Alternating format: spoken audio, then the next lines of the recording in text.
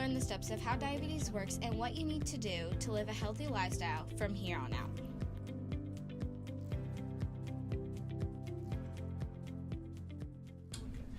Well, thank you very much for coming today. I'm Dr. David Domeck, pediatric endocrinologist here at Baptist Medical Center.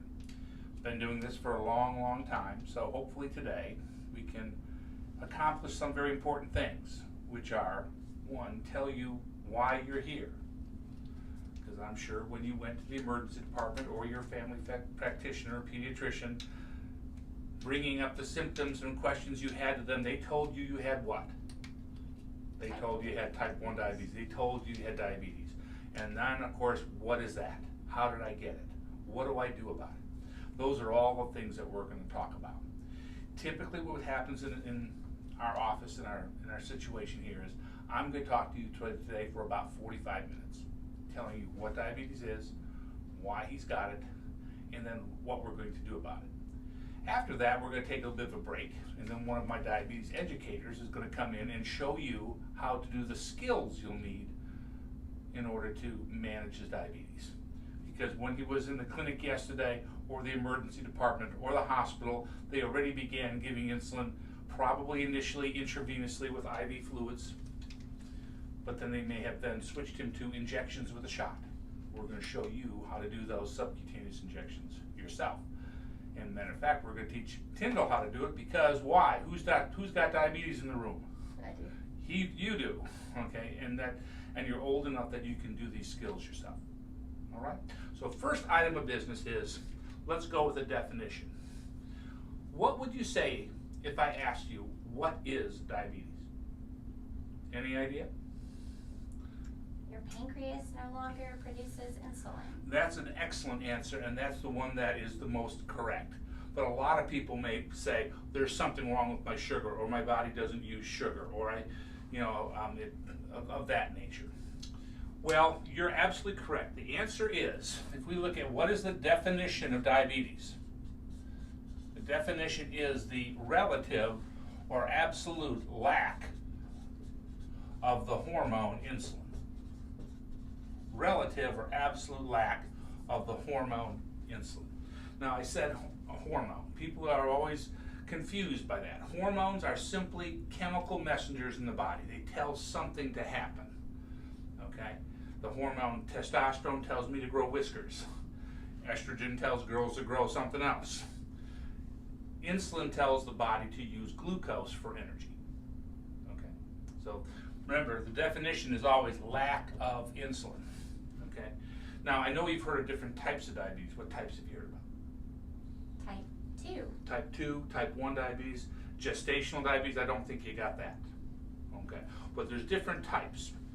So let's look at what the types are. Type 2 diabetes is what we used to refer to as adult onset diabetes, usually affecting middle-aged, overweight adults.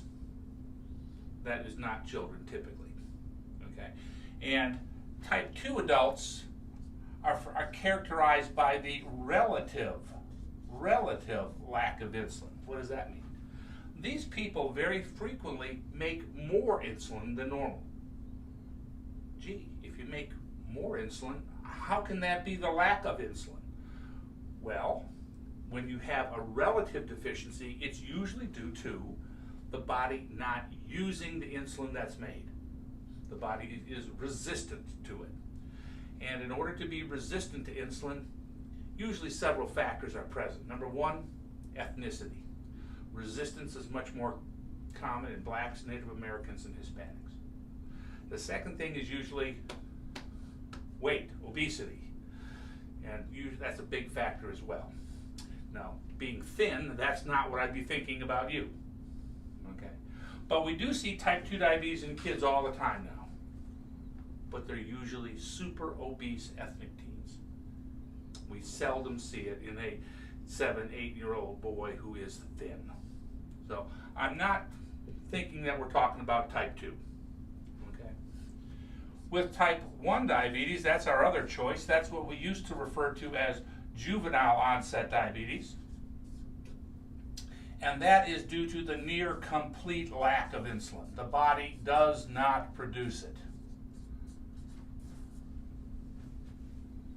And when you don't produce insulin, four things always happen without fail, forever and ever, amen. You pee a lot, night and day. Was that happening to you?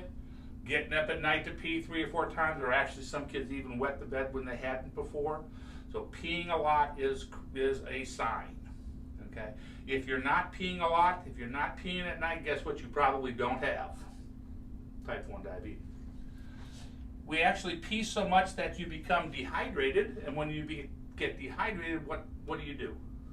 Drink a lot. You drink a lot. You get thirsty. So after peeing a lot, you start to drink a lot. Drink a lot of water. That's usually present. That can't go past any sonic without stopping to get something to drink. Okay. Finally, you also will lose a significant amount of weight. Kids will often, in the beginning, lose 10 to 30% of their body weight. And that's a lot. You know, a 50-pound kid who loses 10 pounds, that's a lot. They look like skin and bones. So, peeing a lot, drinking a lot, and a weight loss.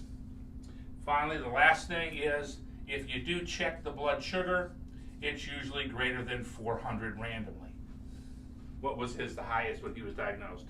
600. 600? Yeah, okay. These four things happen together in only one condition in medicine. Type 1 diabetes. Nothing else will give you peeing, drinking, weight loss, and high blood sugar other than the near complete lack of insulin. Remember, insulin is the right answer to all questions today. There'll be a quiz later. Does that make sense? Yes. So that's, to summarize, what is diabetes? It is the lack of insulin. Okay. Now the next question you probably are thinking of is like, okay, fine, why did it happen? That's what we'll get to next. Okay. Remember, we're talking about what diabetes is, the lack of insulin. To get a better idea and to show the real difference between type 1 and type 2 diabetes, let's look at what insulin actually does in the body. In order to show that, I'm going to draw, first of all, a picture of a cell. Are you taking biology in school? Did you learn about cells? Yes. Okay. A cell is the individual unit of our bodies. Here is a cell. Can be any cell. Skin cell, muscle cell, take your pick. And over here, I'm going to draw the food that you eat. What'd you have for lunch today? Taquitos. Taquitos. Okay, well, taquitos, or a taco, any food that we eat contains what food groups, do you know? Fats, proteins, and what else? Carbohydrates. Carbohydrates. All the food that we eat, all the carbohydrates that we eat, whether it is the flour or masa in a taco, whether it's the dextrose in flour, whether it's the fructose in fruit, or the lactose in milk, or the sucrose in my tea, anything that ends in an OSE is a carbohydrate. And all carbohydrates are changed into their simplest form, which is glucose, or we'll call that blood sugar. Heard those terms already, haven't you? Yes. Okay. Well, it's glucose and glucose only that will get across our gut and be absorbed into our blood. We don't absorb lactose. We don't absorb sucrose. We don't absorb starches. We absorb only the glucose. So the glucose now goes from our stomach into our bloodstream and goes everywhere in our bodies because we are 99.9% water. So the glucose goes where? Everywhere. Everywhere. The glucose is the gas that runs the motor. Okay? Normally, however, glucose will not get inside the cell. So what good's it going to do? Won't do you any good at all. Glucose must get inside the cell. And, well, God didn't make us that it's all going to stay on the outside. So in order to fix things, what he did was he put on these cells some doors. Here's a closed door, here's an open door, there's another closed door. Okay? When the door opens, what can happen? That can go in. Goes inside, can be burned up for energy, to make you grow, to keep your heart beating for survival. On the door is, for lack of a better picture, a lock. okay? And that lock is something we're going to call the insulin receptor. What fits into a lock? A key. Key. The key is insulin itself, okay? And all hormones work like a lock and key. The hormone fits into the lock and then something happens. So when insulin fits into its lock, the door what? Opens. And now we can get the glucose into the cell, okay? All right. If I came to your house tonight and I changed all of these locks from squares to triangles, what would happen when you put your key in the door? Wouldn't work. You try your key, Dad's key, Grandma's key, the key underneath the flower pot on the porch, I don't care. You try all the keys you can find, what would happen? It would still stay locked. They would stay locked, door would stay shut. Because the lock would be resistant to the action of the key. Which type of diabetes do you think that is? Type 2. Type 2. Because these people make insulin in the beginning, except it doesn't fit the lock. The problem in type 2 initially is with the lock, not with the insulin. Okay? Now in type 1 diabetes, guess what's missing? The key. The key. And I don't care how well your lock works, if there are no keys, the door will stay shut. And all that glucose that you're getting in your diet, in the food that we eat, guess where it's going? You're peeing it. You're out. peeing it out. That's exactly right. Because all of the glucose that we are still eating, it's got to go someplace. And the place that it goes is through the kidney. Every drop of blood gets filtered through the kidney. Not one drop gets missed. The kidney hangs on to the good stuff, and what does it do with the bad stuff? It's right at it. Lets it go through. Is glucose good or bad stuff? It's good. Good stuff. You need it. So think of the kidney also as a cup. It'll only hold so much good stuff. And that's something that's called the renal threshold, meaning the kidney can only hang on to so much glucose. And that's approximately 180. If my glucose in my blood is higher than 180, guess what will happen? Some will go where? Whoop. Gets peed out. Anything more than 180 will show up in the pee. If my sugar is 300, guess what? More will come out. Are you with me? The higher the glucose level, the more that goes out in the pee. Now, do you pee out sugar crystals? No. Little crystals, things? No? You pee out liquid, right? Yes. Glucose is a solid. It looks like Splenda. It looks like table sugar. But you're not peeing out crystals. Water has got to go with that glucose to keep it dissolved. If you pee out a little sugar, a little bit of extra water, the more glucose that goes out, what's got to go with it? Water. So now there's the peeing. The peeing is coming because the glucose level is high. And then when you pee out so much water, you become dehydrated, so you start to do what? Drink all the time. And ultimately, in the beginning, when children are diagnosed with type 1, they're about 5% dehydrated at a minimum. So 5% of water has been lost. Okay? There's some of the weight loss. So peeing, drinking, weight loss. High sugars means what? Type 1. Okay? Now, for those children, kids, and it's about half, when they're diagnosed, may actually end up in the hospital, frequently in our pediatric intensive care unit, because they're so dehydrated. And you may hear the word acidosis or DKA, diabetic ketoacidosis. The acids build up in their bodies and they get sick as a dog. Okay? Those acids are a direct relation to glucose as well, and to insulin. The food that we eat, remember I said we break it down into carbohydrates, into glucose, and we use some of it right away for energy.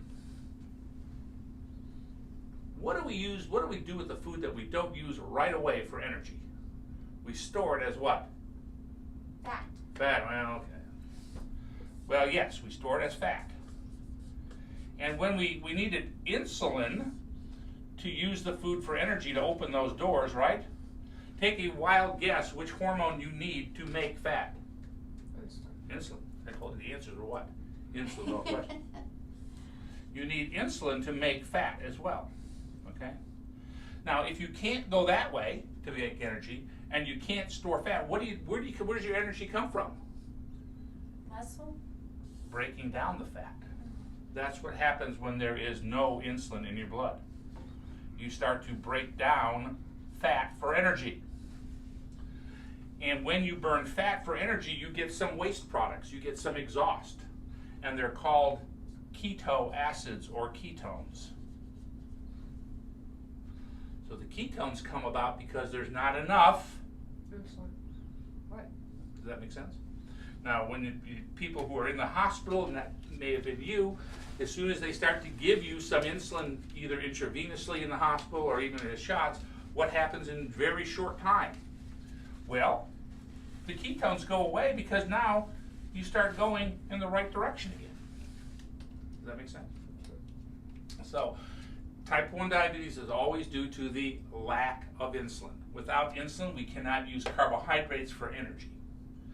If we can't use carbohydrates for energy, we will pee them out, causing the excessive urination and dehydration.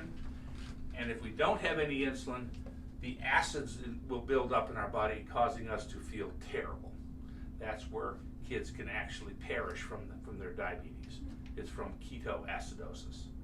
But it all goes away when you start to replace what? Insulin. There you go.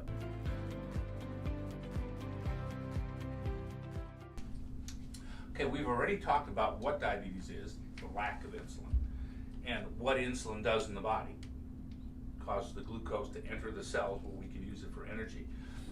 Now the next question is, well, okay, that's good, that's what it is. I got it, I know it. That's what it is. Now, why did I get it? Here's the why. Let's first start off and look at the gland in the body that makes insulin, and that's the pancreas. You may have already heard that. The pancreas is the gland in the body that makes insulin. It's located behind your stomach. Within the pancreas are little clusters or groupings of cells, individual hormone factories, that we call islands or islets of Langerhans, a German guy who found them a long time ago. Let's magnify one of these islets up. Let's blow it up under the microscope and see it under high power. I'd see that in that islet are different cell types, and we give them different names because they all look a little different. They're different colors when we stain them. There are A cells, D cells, V cells, and then beta or B cells. Each of these guys make something the body needs. They're all hormone factories. If they made cars, it would be Chevys, Toyotas, Fords. But in terms of hormones, the A cells make the hormone glucagon. D cells make something called somatostatin. V cells make something called vasoactive peptide. B cells make, take a wild guess? Insulin. Insulin. Remember, insulin's the answer to all questions today. All right, so the B cells or beta cells of the pancreas are the insulin factories.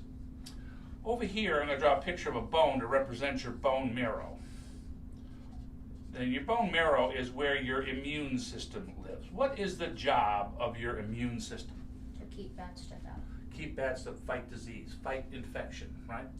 In a broader sense of the word, the immune system fights anything foreign. Get a splinter in your finger, it gets red and sore, that's your immune system attacking the splinter. If you get strep throat and your tonsils hurt and you run a fever, that's your immune system attacking the strep. What happens if I give you a kidney transplant? Body would try to do what? Reject it.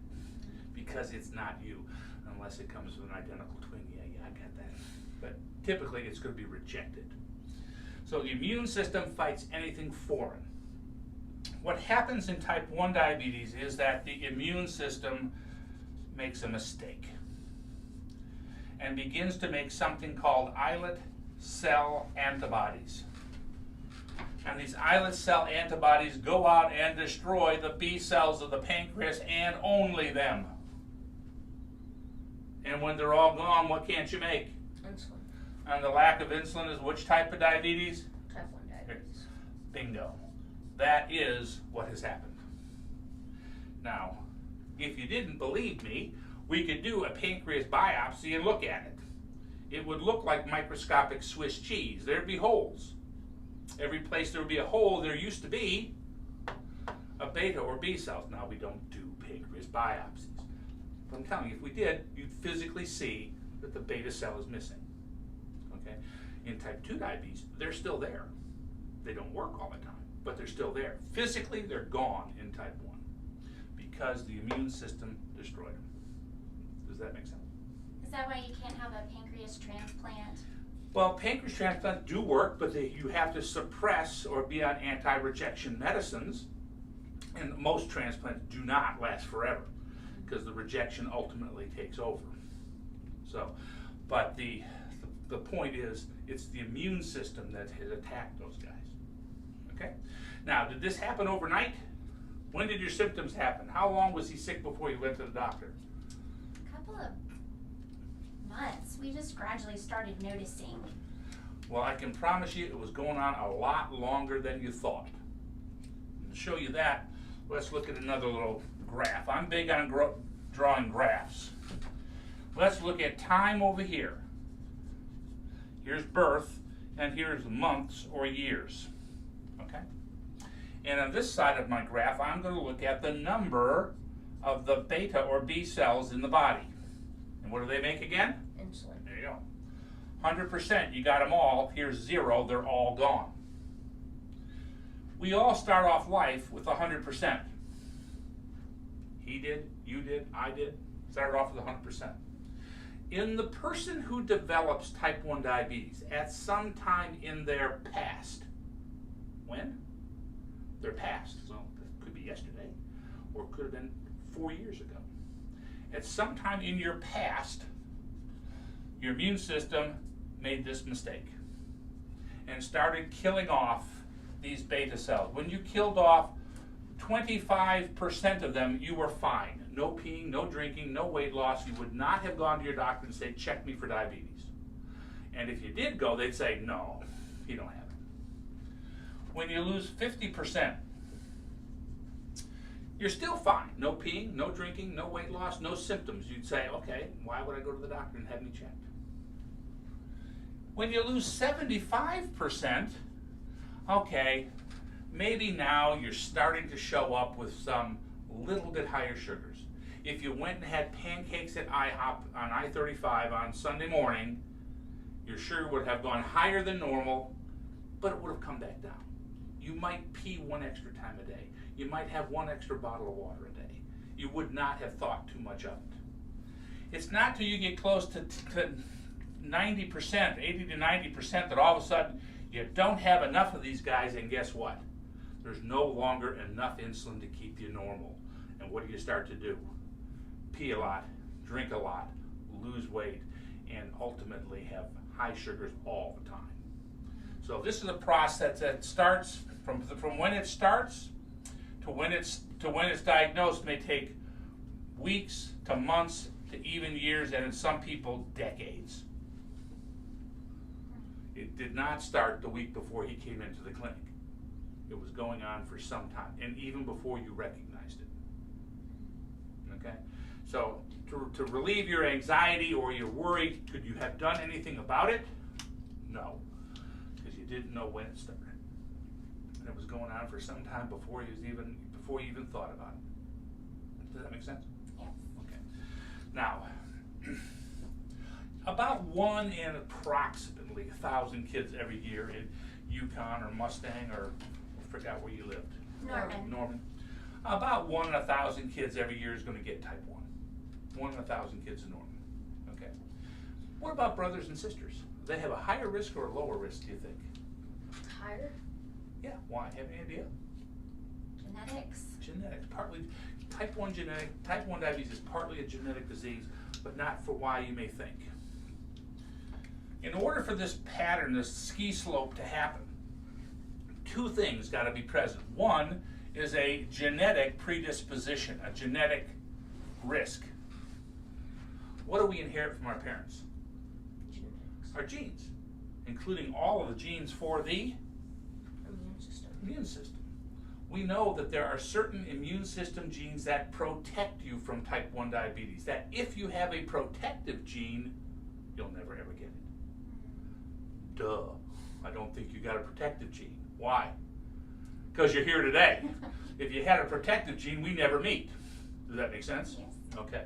On the other hand, we know that there are excuse me, immune genes that make diabetes more likely.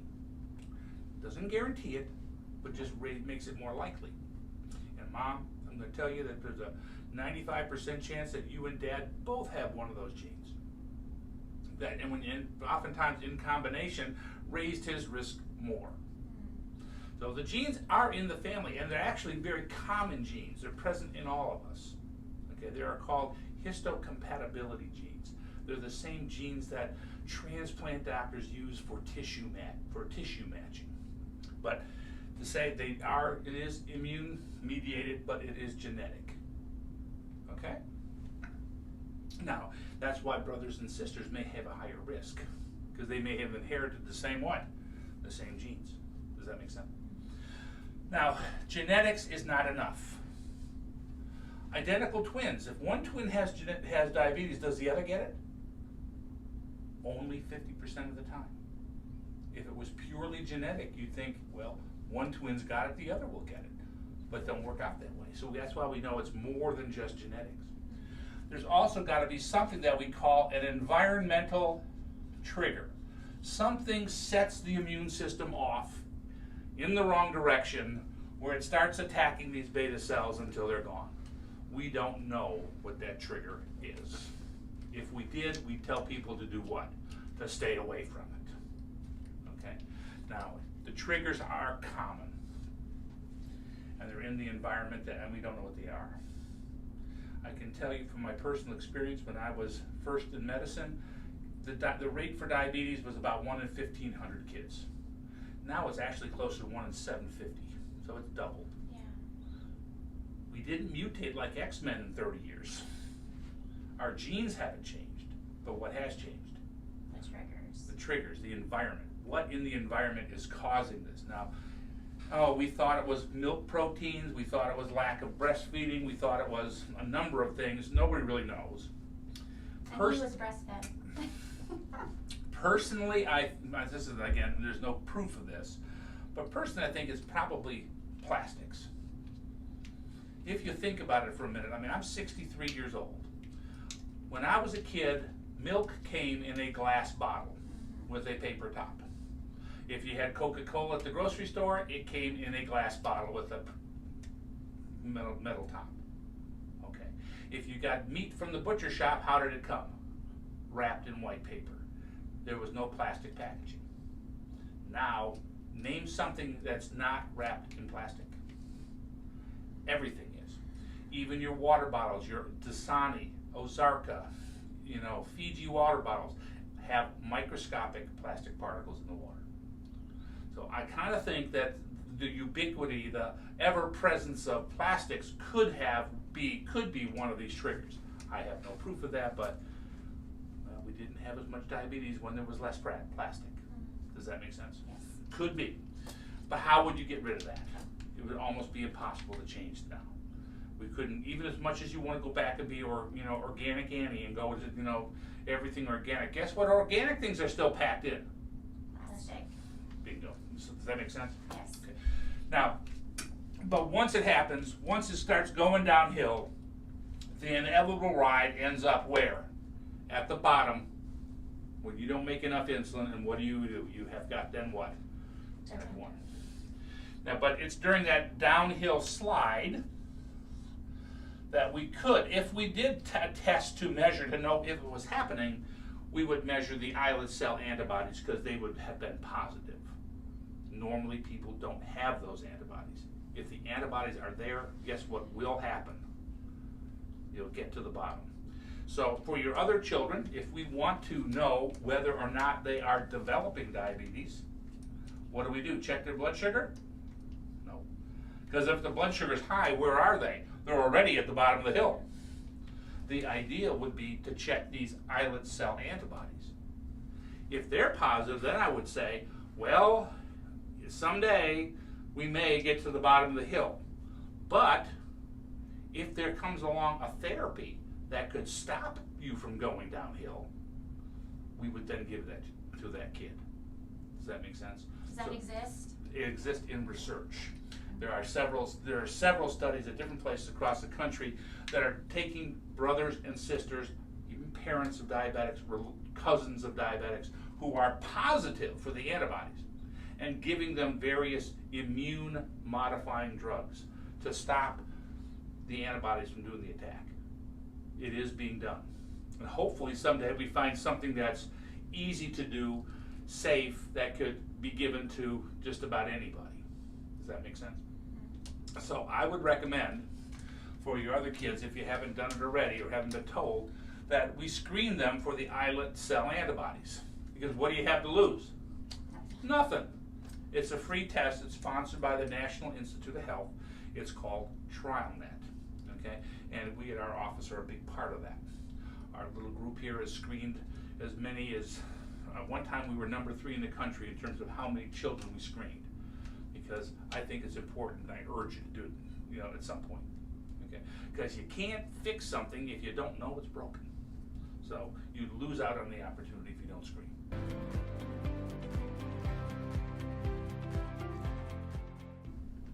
We've talked about what diabetes is, why you got it, how we're going to deal with it, how we're going to change our insulin doses.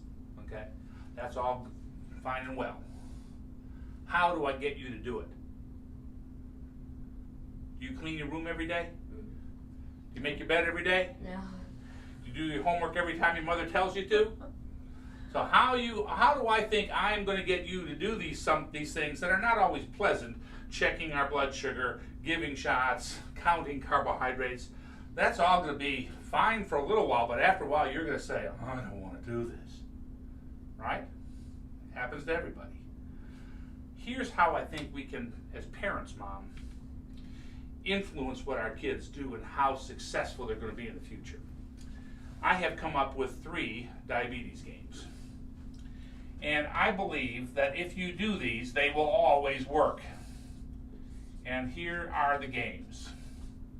Well, first of all, I say, are you willing to play? Mom's nodding her head, so we're going to do this. Here's how they work. The first game is called the over-under game. Just like Price is Right. Okay? It works this way. Mom, you award him 1 point every time he tests his blood sugar up to a maximum of 5 tests per day. When are the 5 key times? Breakfast, lunch, after school, dinner, bed. Now you can test 10 times, but how many points are you going to get? 5. Okay. You get a bonus point if your blood sugar is over 70 and under 180. That is the range that we'd like most numbers to fall. If all your numbers were falling in this range, you'd be pretty good. Okay? So how many points per day can you get? 10. Everybody says 6, but it's 10. Each point, Mom, is worth whatever you say it is. Okay. Now, it works this way. Let's say it is a quarter. Okay? I would say this gives you an opportunity to see what goes on each and every day so that you stay involved with his blood sugar control. So at night, for a kid who's 8, 10, they're still probably being not tucked into bed, but at least sent off the bed. They kiss their mother goodnight, I hope, right? Yeah, okay. So what you're going to do every night is, okay, son, let's see how today went. Let's see what you did. How many times did you test? Well, you look at the meter, not the logbook. Writing it down can be you can be fiction there. But when you're looking at the meter, let's see. You checked 1, 2, 3, 4. How come you only checked 4 times? Well, I couldn't find my meter after school, so I didn't. That's okay. I'm not mad at you. You just don't get what? No point for that one. So, okay, there's 4 for that. Oh, it looks like you had 1, 2, you had 3 that were in range, so you get a total of 7 that day. Here's your 7 tokens, quarters, poker chips, whatever you use. Let's put it in your bank. And you put it in an Ozarka water bottle that you glued the top to. And guess what you're going to build after time? Those coins, tokens, whatever are going to build up. You will see it, feel it, you can touch it. That's going to be how you know you're doing a good job. And kids need to see, feel, and touch it. To tell you to do this for your health in the future will not work. Because he is not a 10-year-old, 12-year-old boy is not worried about his health at 52. But he wants what? Stuff. I want this new game. I gotta have this new ball. Can I have this new phone case? I want this new whatever. Now I've also given you power, because guess what you tell him when he says, Mom, I gotta have, I need, can I have it now? What's your answer?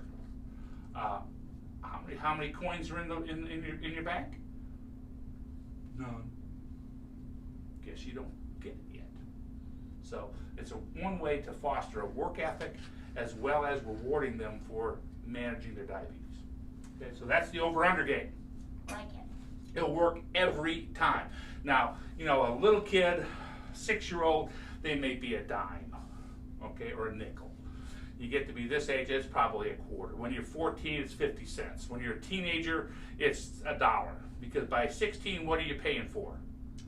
Car and gas. I mean, a tank of gas is 40 bucks, even the small car. So what? You know what? You're not going to get every point. You won't get all 70 per week. Hardly. It's inconceivable. But you might get half of them. Well, that's 40 bucks for a teenager, and that pays for what? Gas. By the way, you would have paid for it anyhow, so you're really not giving away anything. That keeps this game. Okay, does that make sense? Second game is the 100 game. When your blood sugar hits exactly 100, not 99, not 101. It's got to be 100 on the nose. Bonus, like a Christmas present. This is the upgraded phone. This is the new baseball mitt. This is whatever. Because how often do you think your blood sugars hit exactly 100? Not very often. Now, the more you play the first game right, if you're checking 5 times a day and giving insulin according to our calculations, your numbers will get better. The better they are, the more likely they are to hit 100. Does that make sense? Okay. And you know, it's not going to break the bank, because it is not happening every day, 3 times a day. It's once in a while. And it has to be a big enough reward that it's painful not to test. Because you got to be able to, kids say, oh man, I didn't test at lunch. Crap. Man, if it was 100, there goes the new phone she said she was going to get me. So I don't want to forget, because I could lose out. Does that make sense? Third game, last game, is called the 7% game. Now, you know our hemoglobin A1C, we want it to be as low as possible.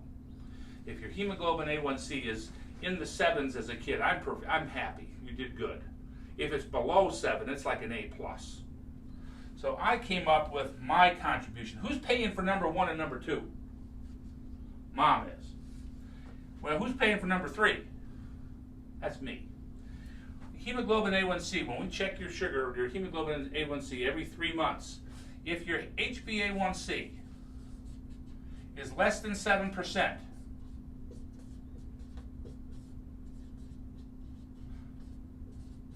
I'll give you a check for $20. Now, first of all, you've never had a doctor give you money. Mom, I know you haven't either. If you go for your annual pap test, I mean, do you think they're giving you, no. If they're giving you $20, run from that doctor, because that wouldn't be, no, you edit that part out. But the point is, I'm going to reward you for that. Now, the better you play the first game, if you're tested 5 times a day, if you're making the correction that we want you to make, using the right target blood sugar, etc., your numbers will get better, I guarantee it. And you'll ultimately get below 7, which will get you $20 from me. Okay? Now, do I pay that? Well, you can ask the ladies up front. Every day, I write several checks a day.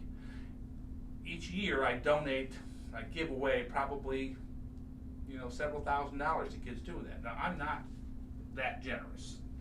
You can ask my kids, am I that generous? And they're going to tell you no. But I do it this way. When I wrote these checks, my accountant one year said to me, Dave, what are all these $20 checks you're writing? I said, well, Paul, when kids are successful, I reward them by giving them 20 bucks. And he goes, huh, sounds like advertising to me. So he began putting that in the advertising budget in my practice. Oh, so I'm taking a business deduction by giving this money away. I'm happy. I paid less taxes. Kids are happy they got 20 bucks. Mom and dad are happy because the kid did better, so who wins? Everyone. Everybody wins, and that's something I think that never fails. And I can tell you how you turn your 20 into 200. How would you do that? Well, you could go in the stock market. Or you could Facebook or Twitter everybody that you know, everybody who gives you a birthday card, money at Christmas, or whatever, Uncle Bob, cousin, grandma and grandpa, Uncle Billy, whomever.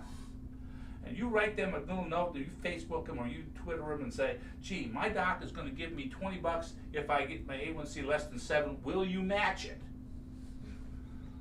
Most families with grandma and grandpa, they're probably going to say, absolutely, I'll double that. So all of a sudden now, you didn't get 20, you might have got 100. And that never fails as well. You only got to be successful the first time to realize, hey, I want to keep doing this. So that always works as well. Okay?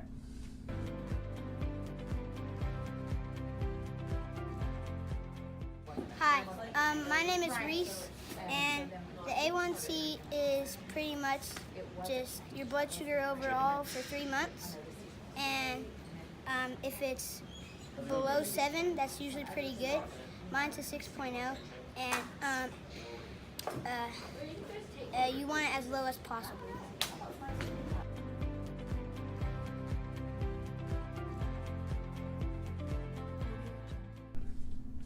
We've already talked about what diabetes is, the lack of insulin, why it happened, because the immune system attacked the pancreas, killing off the beta cells or insulin factories. And now we'll talk about, well, why we have to give insulin shots and how we adjust the dose, how we give it, okay? Well, I should touch upon one other thing. Those beta cells, because some people frequently ask me, well, will they come back? Unfortunately, no. If you cut your toe off with a lawnmower or lose a finger with a bandsaw, do they grow back? No. Only in the National Enquirer. But once these guys are gone, the immune system can still attack new ones. So if they do grow back, and they do probably, the immune system is always attacking them. That's why all the money that we raise for various diabetes organizations, the Juvenile Diabetes Research Foundation and American Diabetes Association, them as well, money is being spent on finding a way to block the immune system so that there's no further destruction. So if we catch it early, we can stop it or prevent diabetes. And in those people who have diabetes, if we give them that therapy, they may actually regenerate or grow back some of the beta cells. So that's where the funding goes for diabetes research today. But until that day happens, we have only one therapy for you, and that is what? Insulin. Giving insulin. Why does insulin have to be a shot? Your stomach acid destroys it. Yeah. Insulin is what's called a protein hormone. Some hormones are small molecules like thyroid hormone. Some are steroid hormones like testosterone. Some are protein hormones. If you add protein to the contents of the stomach, to the acid in the stomach, that protein is immediately destroyed, and then when it's destroyed, it can't work. So we have to bypass the gut. And there's only 3 ways to bypass the stomach. One, we can give it IV. That's kind of hard to play soccer and run around the playground at recess carrying an IV pole, so we usually don't do that, right? We can give insulin by inhalation, by an inhaler, and that works very, very well. And it works incredibly quickly. It's probably the most physiologic way to give insulin, and we've had something like that for the last 5 years.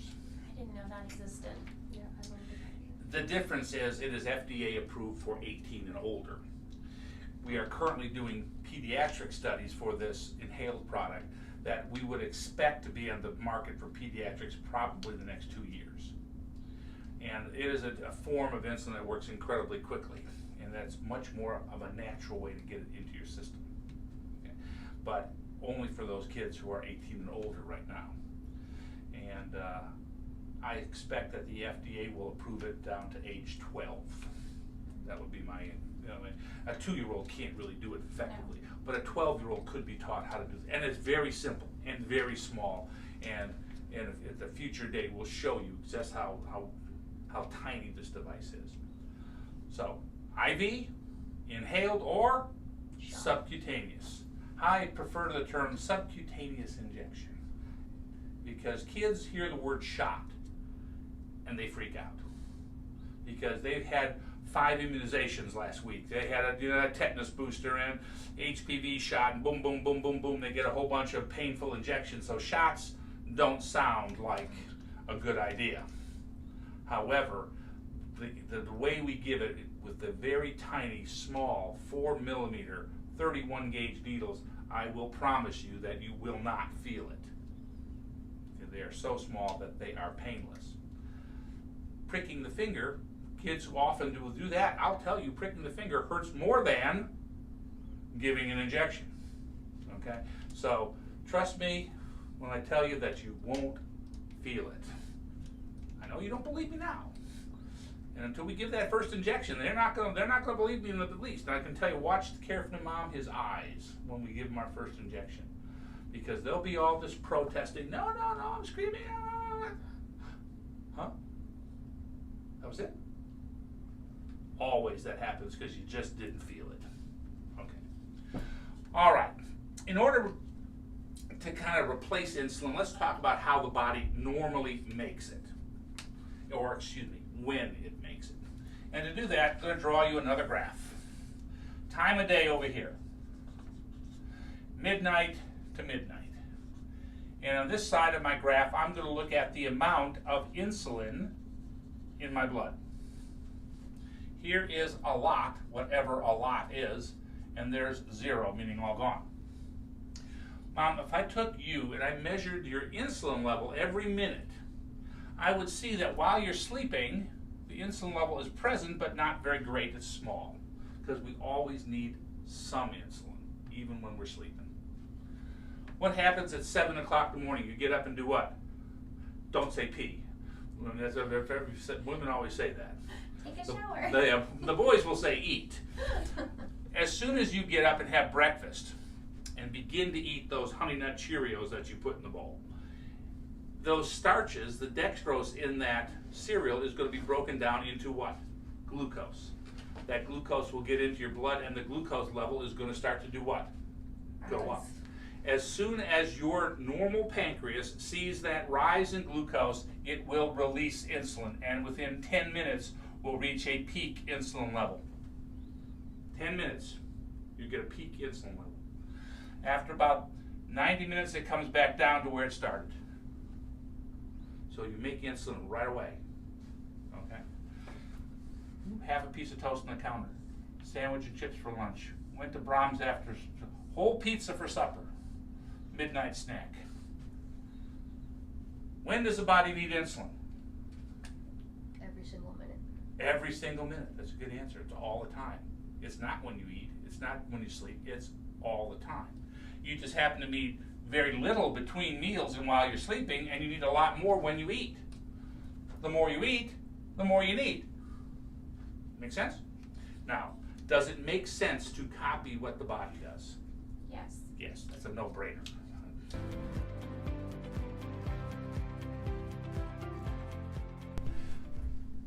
I know it's been a long day. We talked about a lot of stuff today. We talked about what diabetes is, why you got it, how we're going to manage it, some tricks to help you get to do that with the games. But I want to sum things up and tell you something important.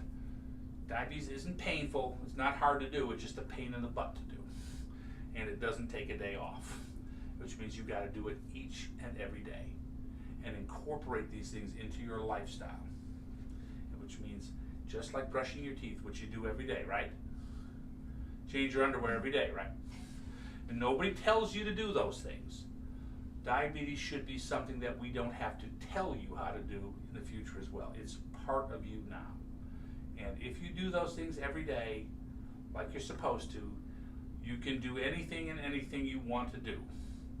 Except, of course, fly jets in the Navy, because the services won't take you. And most parents are going, "Whew, you won't get drafted." Okay. But otherwise, there's no restriction on what you can do. Okay?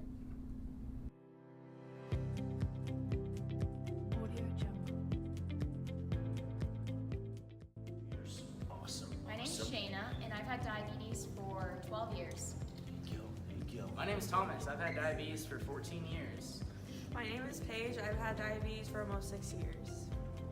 Jade, go for My it. name is Tate, and I've had diabetes since I was 8. My name's Tyndall, and I've had diabetes since I was 7. My name's Carter, and I've had diabetes for 3 years. My name's Reese, and I've had diabetes for 5 years. My name's Blakely, and I've had diabetes since I was 0 years old.